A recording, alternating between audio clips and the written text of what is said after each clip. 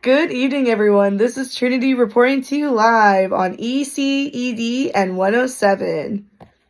Today we are talking about food insecurity. You may be asking yourself, what is food insecurity and what are the signs that providers, teachers, and other professionals that work with families and children should look for? According to USDA, food insecurity affects 44.2 million people nationwide. This number, however, can be larger since it doesn't include families experiencing homelessness. Food insecurity is when families are unsure of their next meal or faces food anxiety and are not getting enough food to support themselves.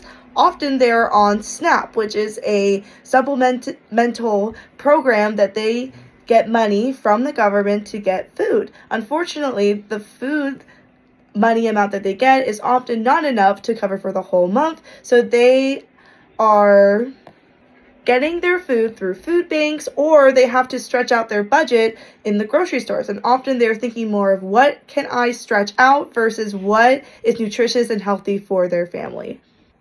The signs of food insecurity are invisible and cannot be determined based on weight changes alone. Food insecurity can be presented as decreased food quality in the home, inadequate food intake, and diet monotony. This can affect the child's brain growth to increase or decrease in size permanently, which affects focus and concentration in the classroom, making more impulsive choices or not able to make the right choice, and increased ER and hospital visits. It's important that we recognize that food insecurity can occur all around the nation and it can occur in all types of families.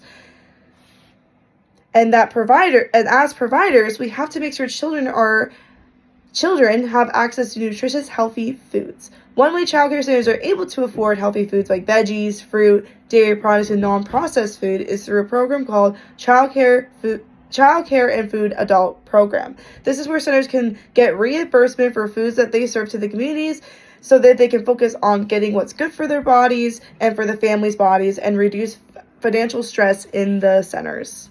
As providers, they can focus on educating families on what is good for our bodies and limit the number of processed foods that children consume.